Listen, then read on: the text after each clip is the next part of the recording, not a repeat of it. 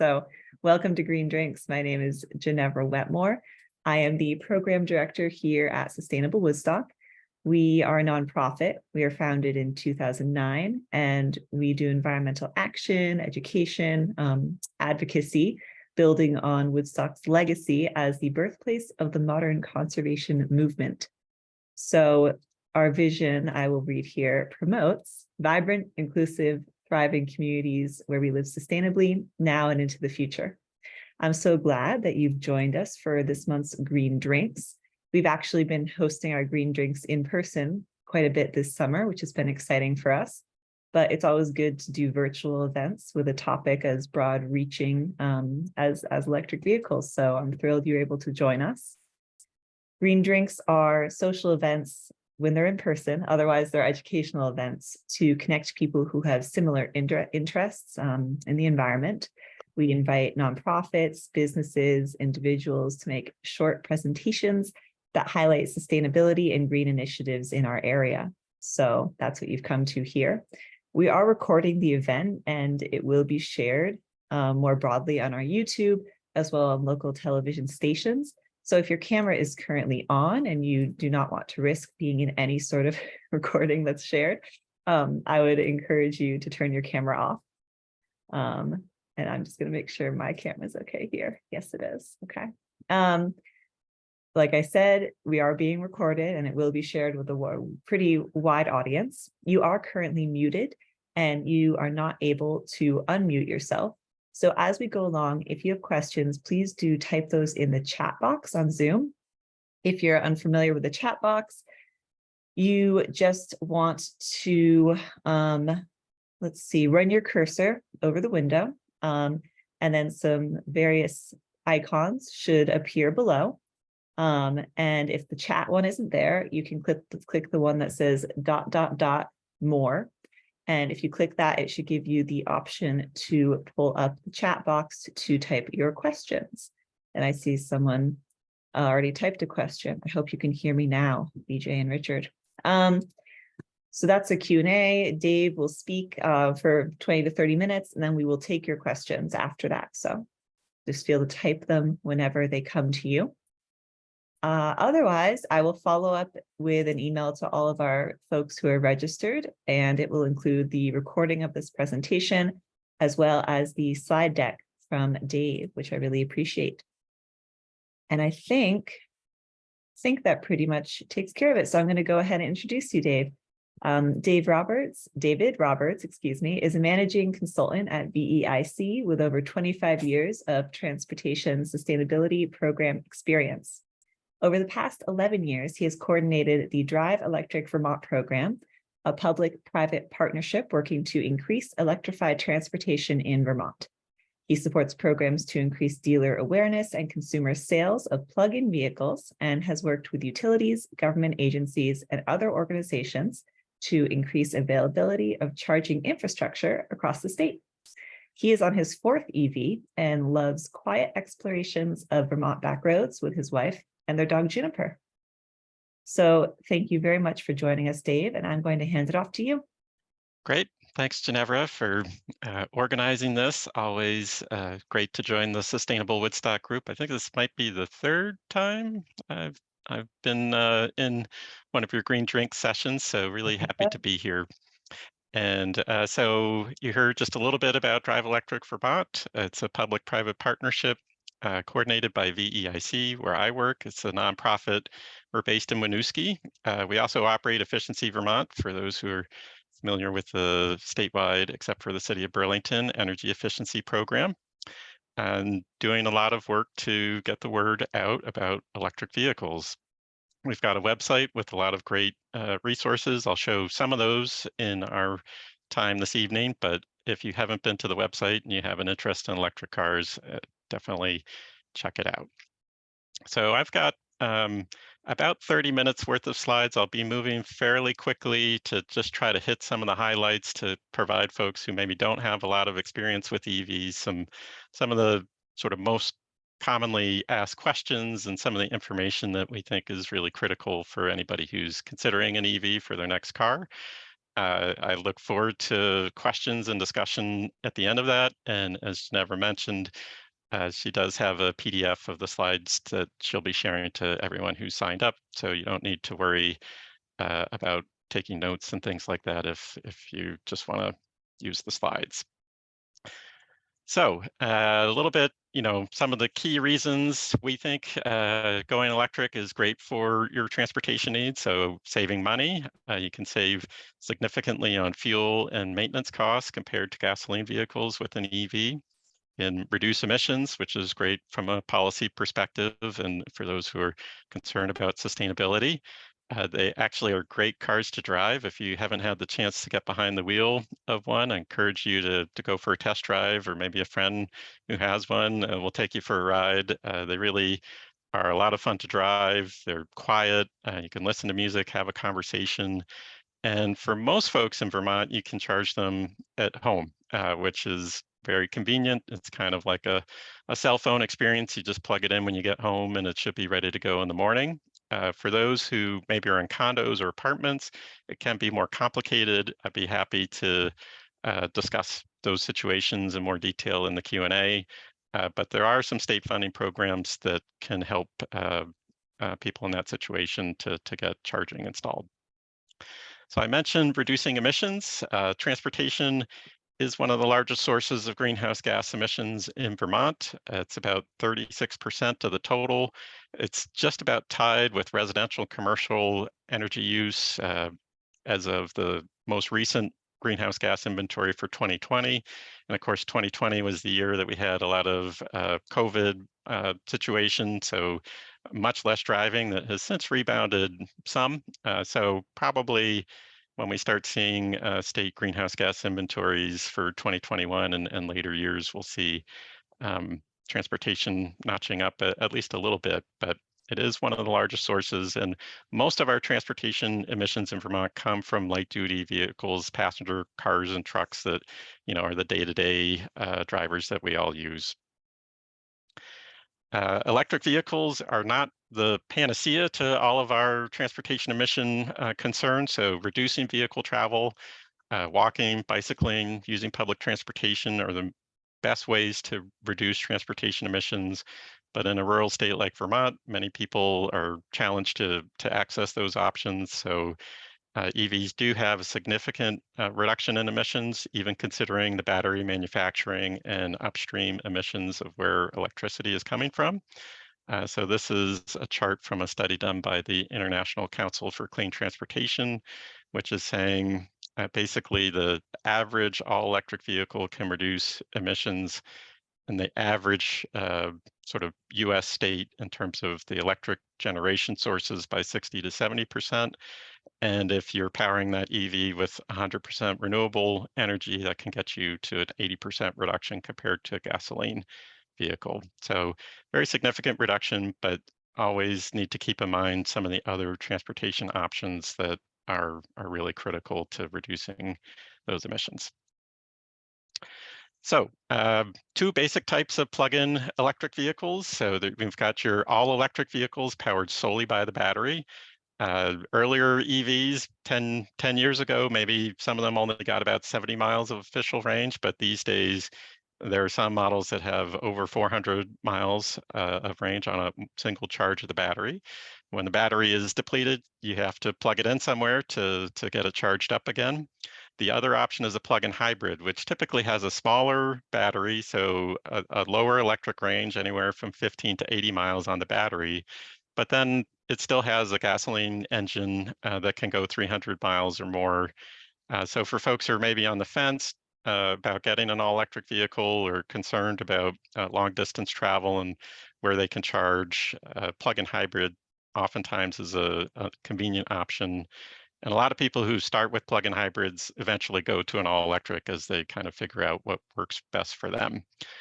In Vermont, plug-in hybrids are just under half of the total registered EVs. And as of July of this year, we've got about 10,000 registered all-electric and plug-in hybrids in the state.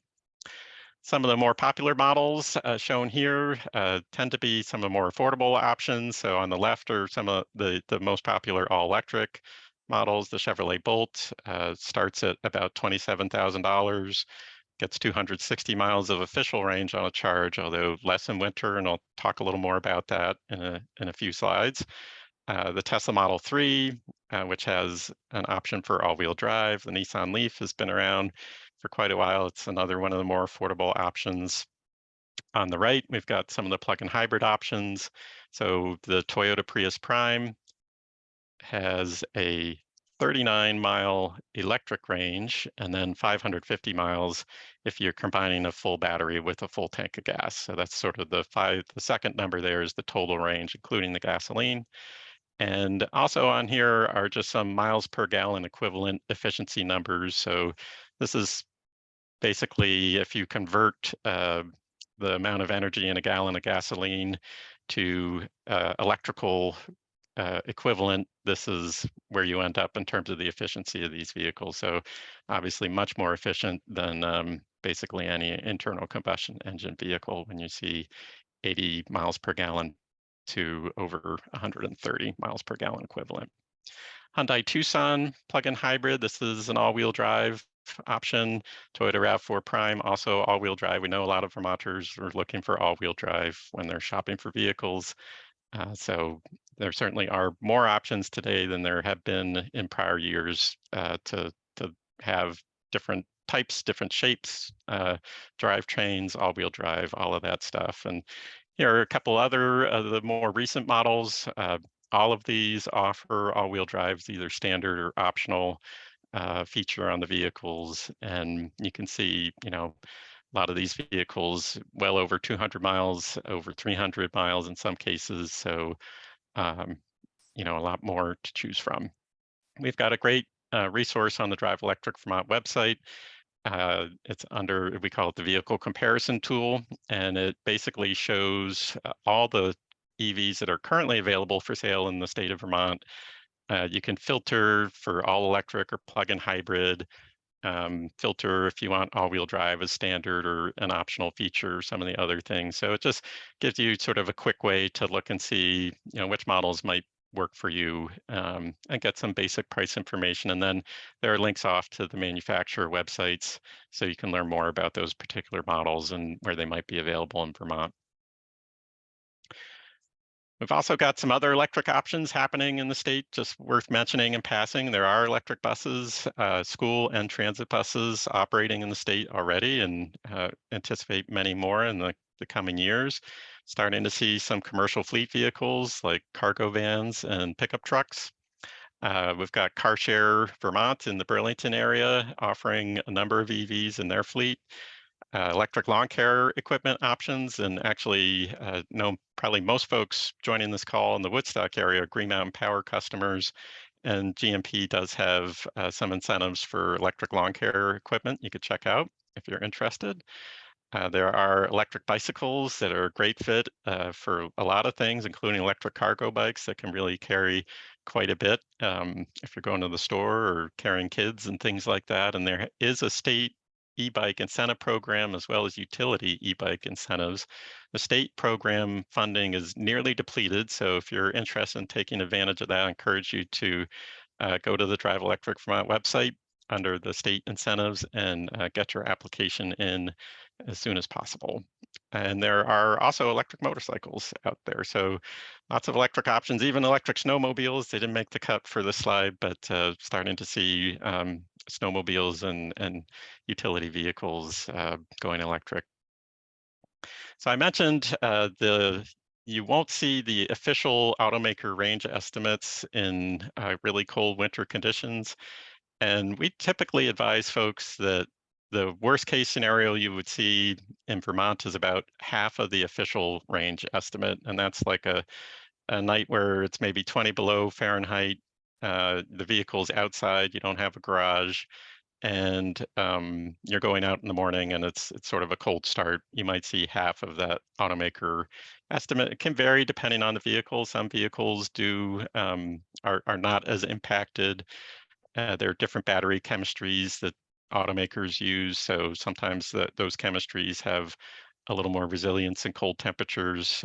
But we do recommend, if you're concerned about your range in winter, there are many vehicles will offer a cold weather option package. So we really encourage that typically they include heated seats and steering wheels. And if a heat pump is available, that will often be part of the package. And heat pumps are just more efficient heating systems, and using the cabin heat is not as efficient as using heated seats and steering wheels. So, start with the heated seats and steering wheels if you can. If you've got a heat pump, then the cabin heat is better. If many EVs don't have heat pumps available, and you could still use the cabin heat certainly, but just know that it will impact the range. So if you're on a long distance trip, you might want to be a little more cognizant of how much heat you're using and how that's impacting the battery. For most people, if you have one of the newer all electric vehicles or any plug-in hybrid, but an all-electric vehicle that has over 200 miles of range, you still have well over 100 miles on a winter day. It's enough for most Vermonters' sort of daily needs, certainly. But again, if you're doing long distance travel, it's more of a concern. You can drive a little bit slower, particularly if you're driving on the interstate at 70, 75 miles per hour, slowing down to 65 or even a little bit slower, maybe taking an alternate route with you can drive slower more comfortably. That will really benefit you in terms of the amount of range that you can get.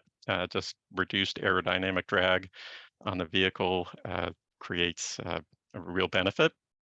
Some other considerations to think about for winter conditions.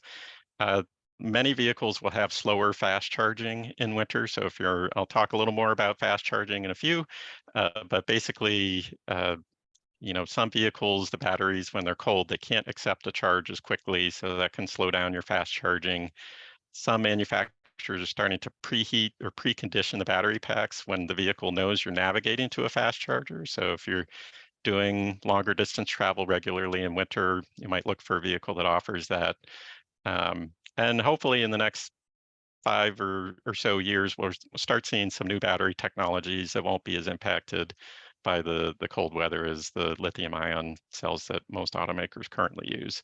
There's a link at the bottom of the slide that has a lot more information on sort of model specific characteristics, such as which vehicles have heat pumps, and links to more information for anybody who wants to dive into this further.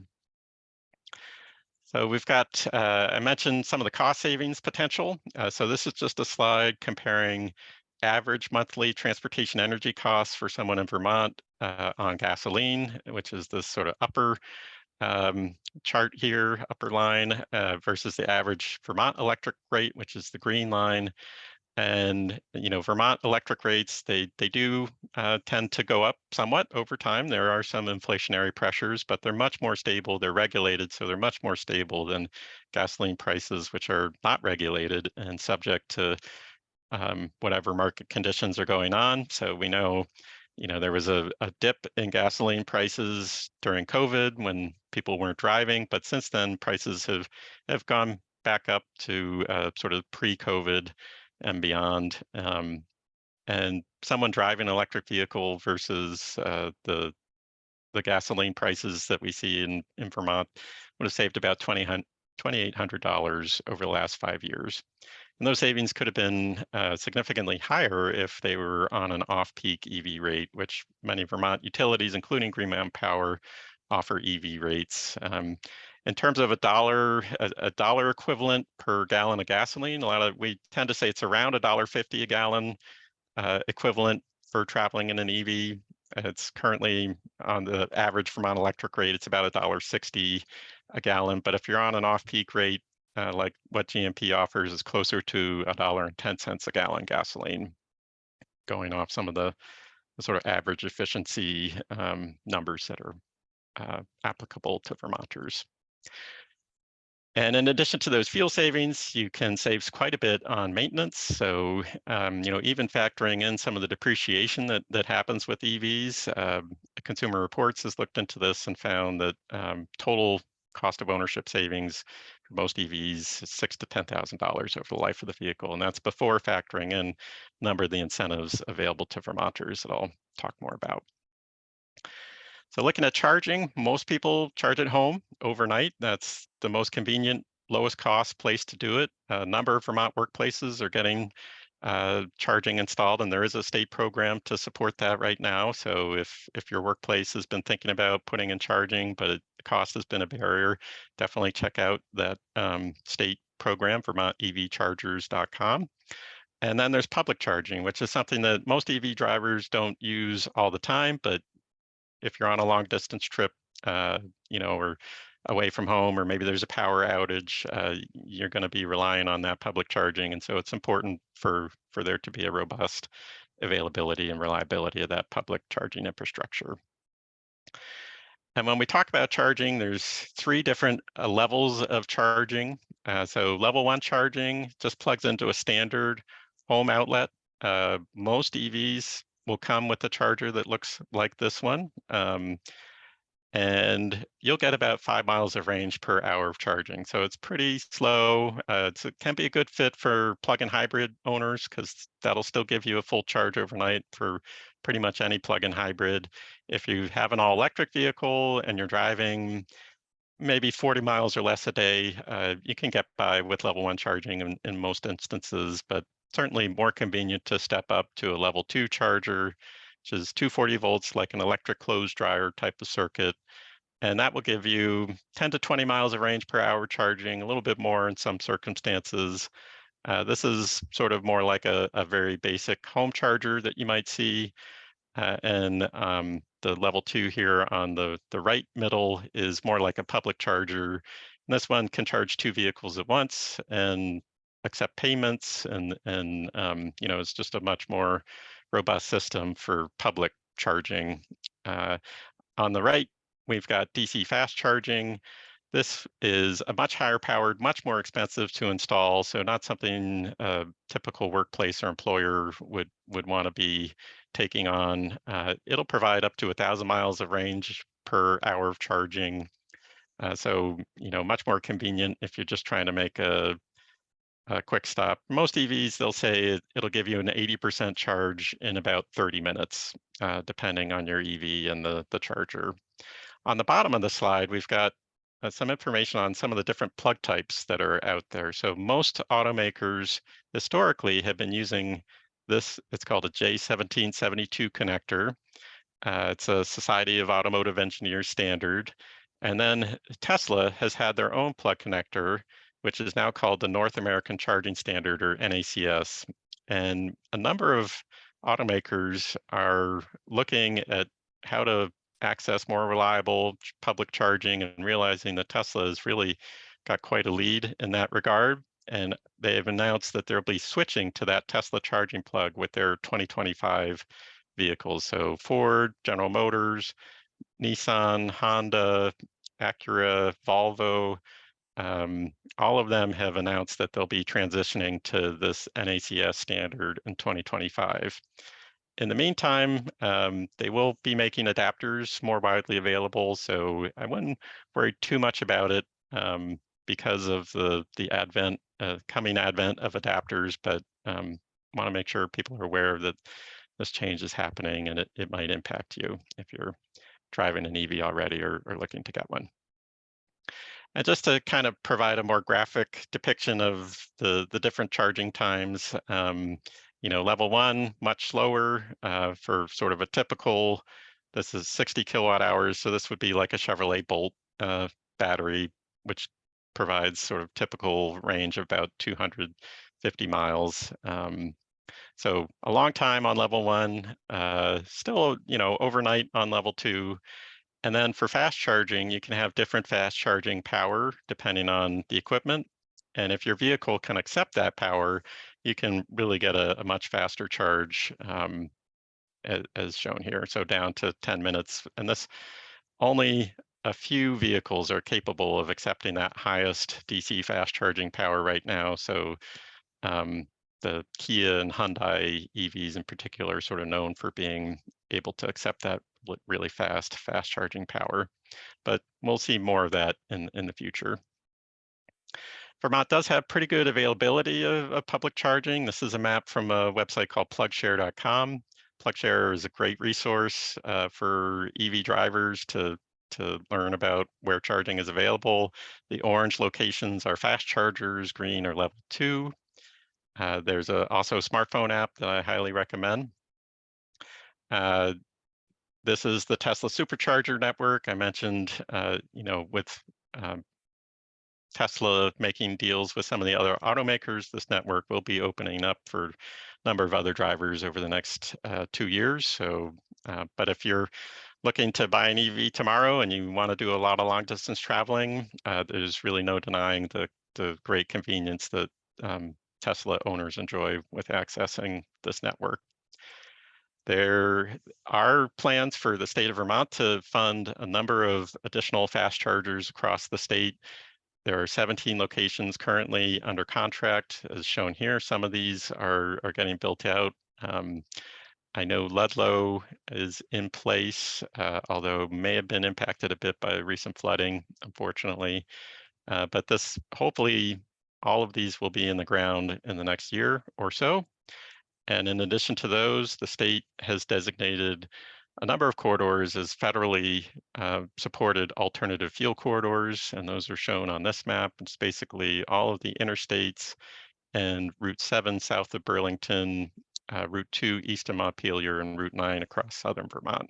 So these federal EV corridors will be getting high-powered fast chargers within every 50 miles of the next one. And this is part of a larger national network that's sort of a snapshot shown here. So it's not the intention is that this is going to enable really national and international travel for EV drivers as these federal funds get in the ground.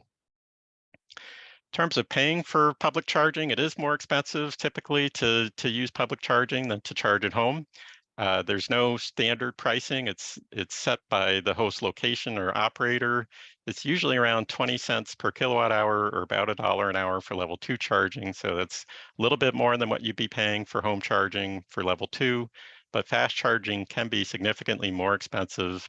30 to 40 cents per kilowatt hour might be typical, about $20 per session. So it can be more than you would spend on sort of comparable travel on gasoline. So for most folks, we definitely don't recommend that you really rely on fast charging for your daily travel. It's more of a every now and then when you're on a long distance trip, you'll be using it, but you don't want to use it all the time. There are a number of charging networks that operate these public chargers and handle the payment systems. So we've got a list on the Drive Electric Vermont public charging page that provides more information. There is a system called Plug and Charge where you just plug in the vehicle and it automatically recognizes who you are and it's connected to your credit card and sort of automatically processes the payment. And that's the way Teslas operate today. And some other automakers are coming up to speed on that. And hopefully we'll see more in the future, just, much more convenient. But in the meantime, there are, as shown on the bottom of the slide, a number of options for folks trying to access public charging. And it's going to vary from one location to the next, but almost every location, if they do require payment, will have a phone number you can call. So if you're not already connected with them or with another network that has a roaming agreement with them, you can call their phone support, give them your credit card information. They can turn on the charging remotely. The state of Vermont has required for some of their state-funded locations that they include fast charging locations in particular, that they include a credit card, a more traditional credit card reader like you would see at a gas pump kind of situation, just because they know that some of these other options might be a little harder for some folks to access. If you are planning to do any long distance travel in your EV, it is worth doing a little bit of planning in advance. So especially if you're not in a Tesla and you're going to be relying on the non-Tesla public fast charging network. And I mentioned PlugShare. PlugShare does have a trip planning feature that's linked here on this slide. And that is really handy to show you sort of fast charging that you could access along a route. So this is somebody driving from Burlington to New York City.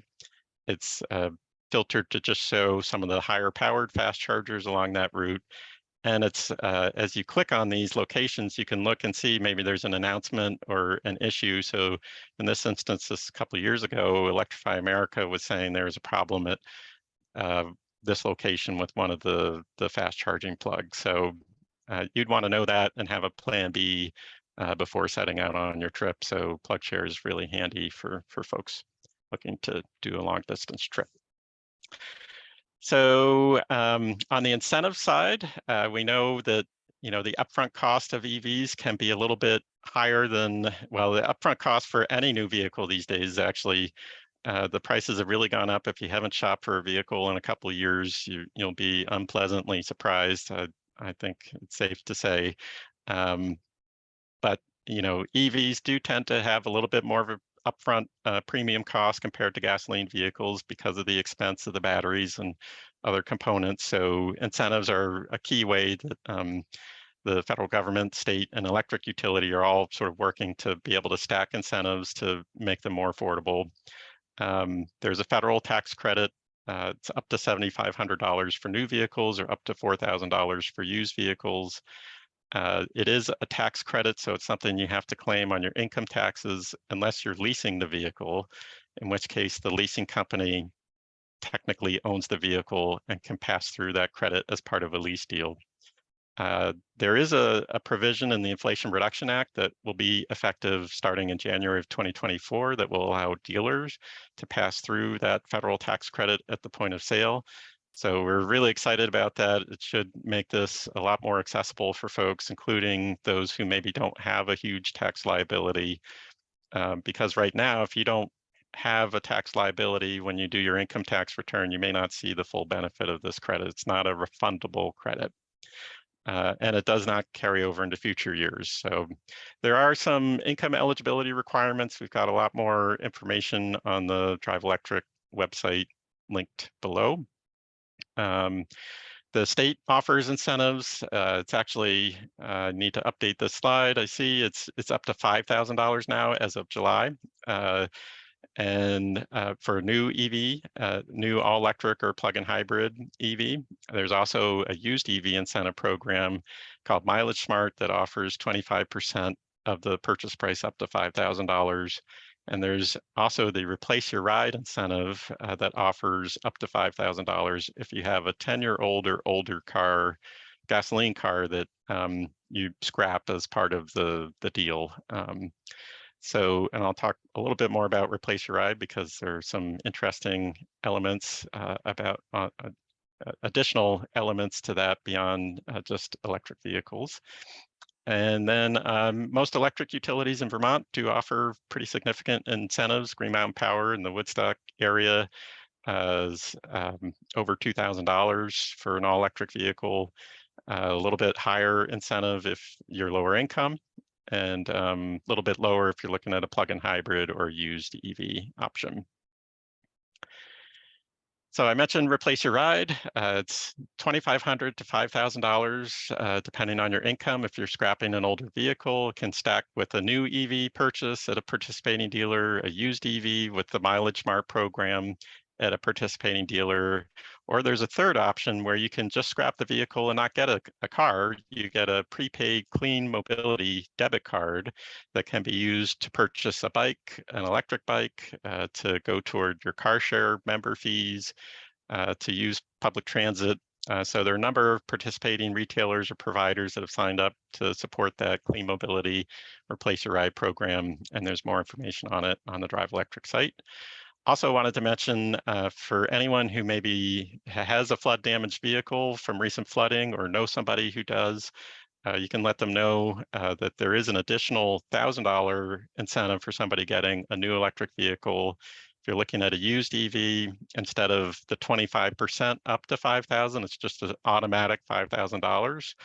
And for Replace Your Ride, there's a waiver of some of the vehicle operability requirements. So if the vehicle was totaled due to flooding, you can still turn in that 10-year-old or older vehicle and get the value of the Replace Your Ride incentive.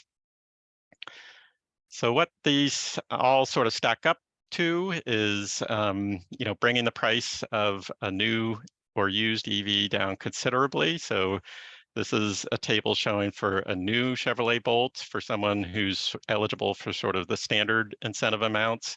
And then on the right side is a lower income Vermonters eligible for some of the higher incentives.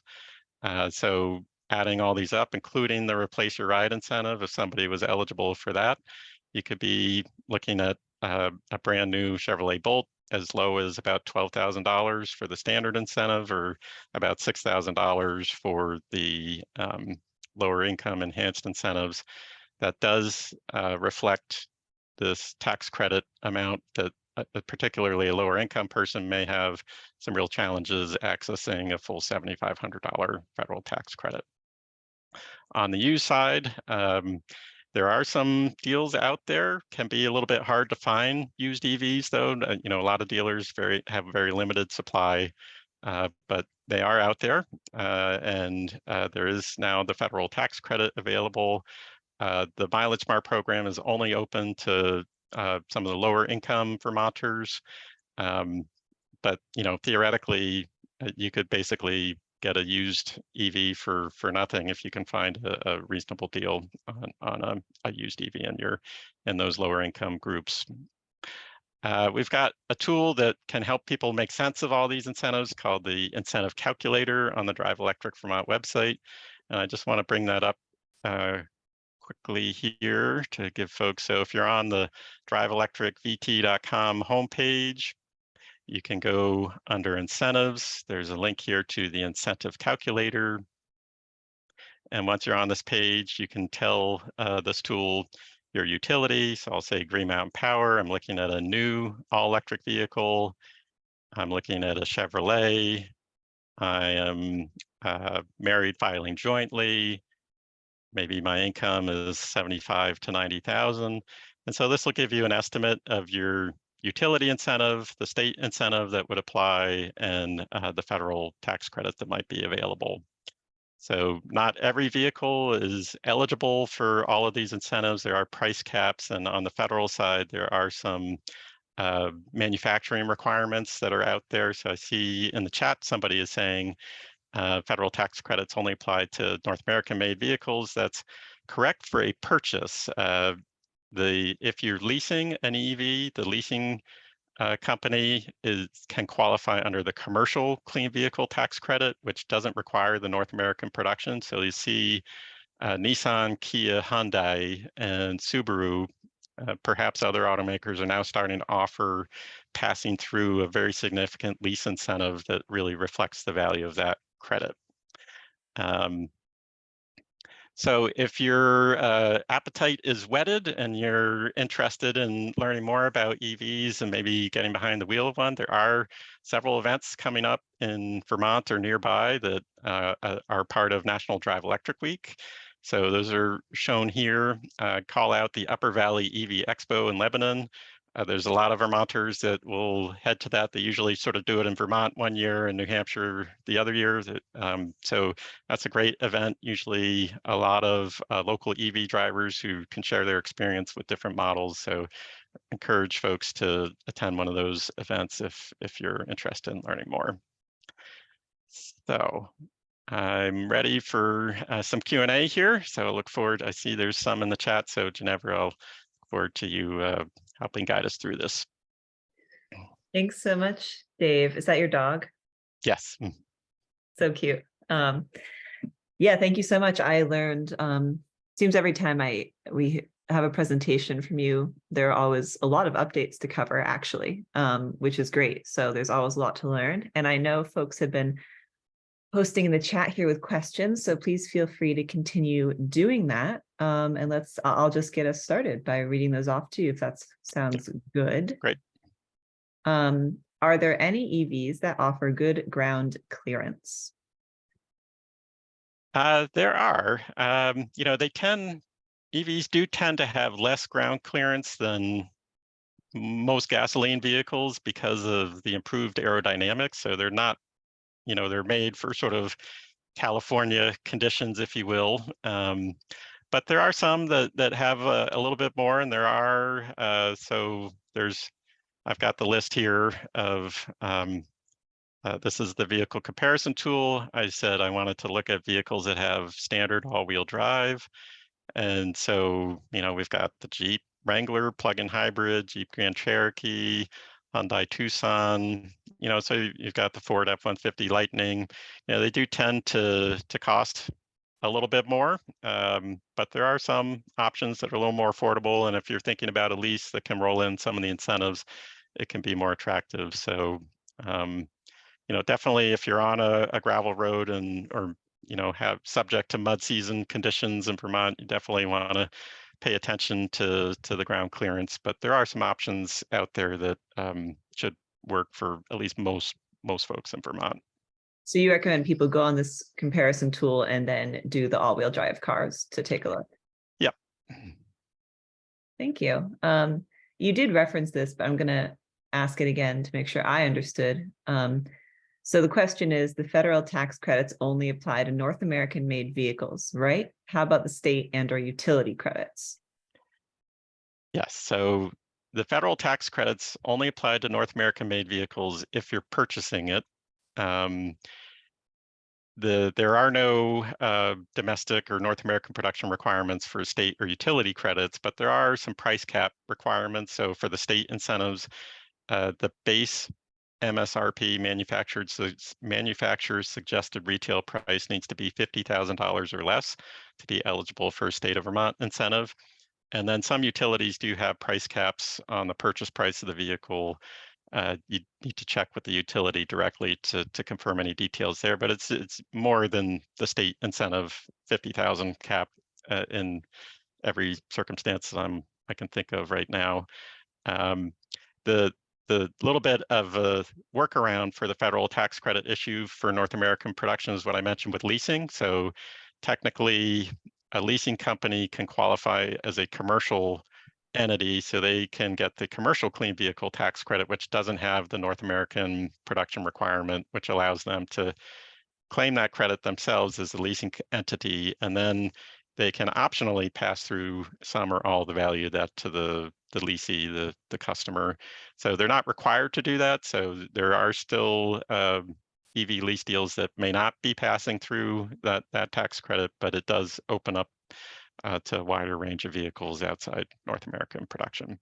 And hopefully, as time goes on, we are seeing more automakers announce plans to manufacture vehicles in North America. So in the next few years, perhaps there will be less need for some of that kind of leasing workaround that's happening now. Yeah, thank you so much. I was not aware of that leasing kind of particularity, so thank you. Do the Green Mountain Power $2K, so $2,000 incentive in Woodstock apply if you have a solar installation at your residence that is connected to the grid? I can answer this, but I'll let you go ahead. Yes is the short answer. I believe if you're off grid, I don't believe the GMP, and in GMP territory, I don't think that they do provide that incentive, but if you're a GMP customer, you should be able to get that incentive.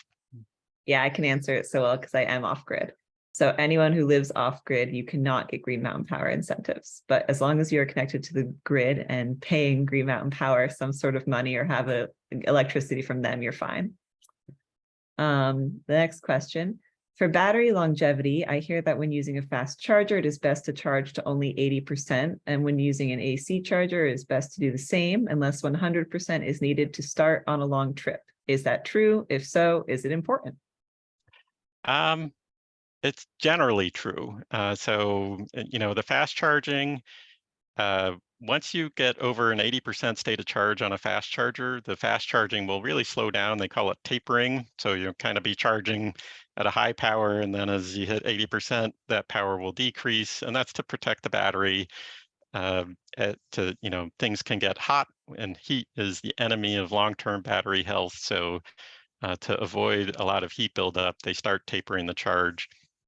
So for most EVs, you do want to stop fast charging at 80%. The vehicle will slow down the charging. So if you know there's not another fast charger for quite a while and you really want to keep going with it, you can. There is some etiquette involved as well, though, because if you're at a fast charger and other people are waiting, it can be pretty frustrating for those other people if they know that you're past 80% and your charging time, you've really slowed down. So I'd say only do that if you really need to. For using a home, like a level 2 AC charger, typically, keeping the battery within sort of a 20 to 80% state of charge range is supposed to be the best for long-term health, but there are some circumstances, some different battery chemistries. So Tesla and Ford have some models that use a lithium iron phosphate battery instead of lithium ion batteries, and those do need to be charged to 100% occasionally. So my best advice here is to follow the guidance in your vehicle owner's manual. So check that, maybe check with the dealer to make sure you have the best information for a particular model that you're driving. I would say in most cases, the batteries are warranted for 8 years or 100,000 miles, regardless of whether you're charging to 80 or 100%. So it shouldn't be a huge impact on the battery health either way. But if you have that flexibility, you don't need the full 100% range of the battery. It is generally recommended to charge to maybe 80 and 90%. Thanks, And Dave. most vehicles will have a way built in that you could set that charge limit. Great. Okay. Our next question here. I read recently that Toyota is coming out in 2025 or 26 with a new battery that will have a 600-mile range. Why should I consider buying an EV now versus waiting a year or two for better battery technology? Yeah, I mean, if you don't need a vehicle right now, you may want to wait a little while. It's because the technology is improving and the market conditions are still, it's gotten better, but over the last few years, there's been a lot of supply chain issues. So buying any vehicle, EV or gasoline, has been more challenging just because of the limited supply. So, if you're not in need of a vehicle and none of the EVs that are currently available in the marketplace are that compelling to you, then you know, waiting a couple of years, there'd certainly be more options. But I can say, one thing you could think about is maybe a 3-year lease. It's what a lot of it's what I've been doing myself for many years, is leasing, which will provide you access to all of the incentives, at least in some cases, depending on your income and eligibility and your vehicle.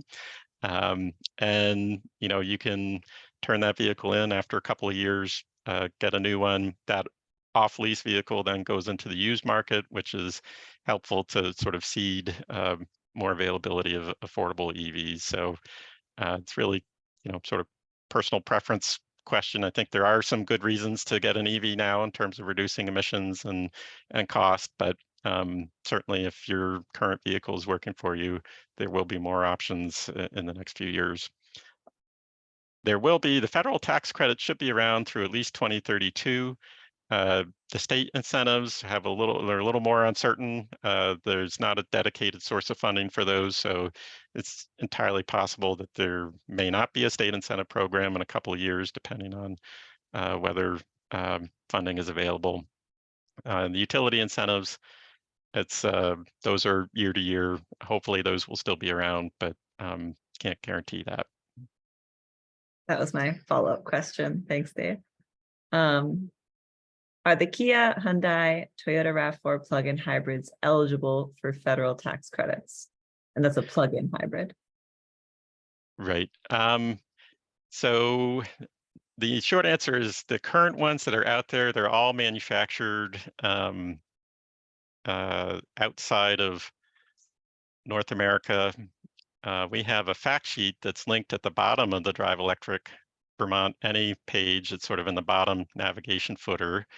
And this fact sheet has a listing of most of the EVs that are available, all electric and plug-in hybrid. And there's a column here that will show if there's a tax credit, what the amount is. So, there aren't many plug-in hybrids that qualify for the federal full $7,500 tax credit, just the Chrysler Pacifica hybrid. And then there's a couple that qualify for half. They meet sort of partial requirements for that federal credit. Again, if you lease, though, the lease company can qualify for a tax credit and pass it through. So Toyota has not been doing that, but Kia and Hyundai have started doing that with some of their lease deals. Thank you. That's a great chart. I will send out the website to everyone who's on this call as well. Does Green Mountain Power still provide a charging station as an incentive? Yes, thank you for calling that out. So GMP, if you're getting an all-electric vehicle, they no longer provide it with plug-in hybrids, but if you get an all-electric vehicle, they'll provide a free home charger, and that charger needs to be connected to a Wi-Fi network at your residence, and that gives GMP insight into when you're charging and allows you to access their off-peak rates, so it can save you some money. They do not pay for the installation of that level 2 charger. So they give you the equipment, but you're responsible for having that installed. So the equipment value is maybe $600–700 value, and then the installation costs can really vary depending on the situation in your house. If you have existing space in your electric panel to serve the load, might be $500, could be more depending. Thank you. And the last question I've got here, although please feel free to keep entering them, folks, is can you comment on the availability of the micro lino, which I honestly don't know what that is, so I will learn something. That is a new one for me. I think it's, yeah, I'm just Googling quickly. So it's a very small vehicle, which has been made in Italy, I see. I do not believe it's available in the US. I have not seen one, to my knowledge. There are some what are called neighborhood electric vehicles, which are low-speed vehicles. They're street legal on roads with a speed limit up to 35 miles per hour. So there's a company called GEM, that has offered those neighborhood electric vehicles for many years, and they could be a nice fit for sort of campuses or, getting around property and things like that. But I don't know, Carl, if you have any additional thoughts on the Microlino, but haven't seen them here personally. Yeah, I just Googled that as well. Looks really interesting. Feel free to comment again, Carl. The next thing here is, does the Drive Electric Vermont website show what incentives might apply to leased vehicles? So the incentive calculator, all of these incentives could apply to a lease vehicle, except the federal tax credit. You won't be able to claim that yourself because the leasing company technically owns it. So, but the utility and state incentives that you would see reflected in this incentive calculator, a lease will qualify for those, provided you meet the income eligibility requirements and the vehicle is eligible. We do have on the fact sheet that I was showing earlier, we try to track some of the lease information that automakers provide on their website. So these can change from month to month or even more frequently. So it's hard for us to really keep this super current. But we do have some information here. I would highly recommend, if you're thinking about a lease and trying to figure out what deals might be out there, you can go on the vehicle comparison tool. So for example, if I'm gonna look at a Chevrolet Bolt EUV, maybe I'll go to the manufacturer website from this vehicle comparison tool. And yeah, well, this might be a little bit slower than we want to do right now, but you can go to the manufacturer website. There's usually a build and buy or sort of special offer section in the menu on the manufacturer websites that will provide some information on lease deals. Also contacting a local dealer, another good way to understand what might be available. Thank you. What is the lifespan of an EV in years or miles? So for an all-electric vehicle, there's regulatory requirements that the sort of battery and powertrain have a warranty of 8 years or minimum warranty, 8 years or 100,000 miles. For a plug-in hybrid, there's actually a longer warranty period. I think it's 10 years or 150,000 miles. So, you know, that's it doesn't necessarily guarantee that the battery will be in like new condition over that full period. So you can expect to see some degradation in the range. On average, you might see about 2% loss in battery range annually. So after 10 years, you might be down to about 80% of the original range of the battery. That can vary depending on the model vehicle, and for even within a specific model, how it's been treated over its life, where it's been driven, what sort of heat it's been subject to. So if you're looking at a used EV, would definitely always recommend having the battery checked out. And there's a company called Recurrent that offers some online tools to consider battery health, and they have some reporting on EV lifespan. But generally, most EVs that are on the roads have not needed battery replacements. There have been some battery recalls, not due to sort of normal wear and tear, but due to production defects where batteries have had to be replaced. But there are, we're getting more data, and hopefully in a couple of years, I'll be able to provide a more nuanced answer to the question. But, basically 8 years, 100,000 miles minimum, with some degradation, some loss of range expected over time.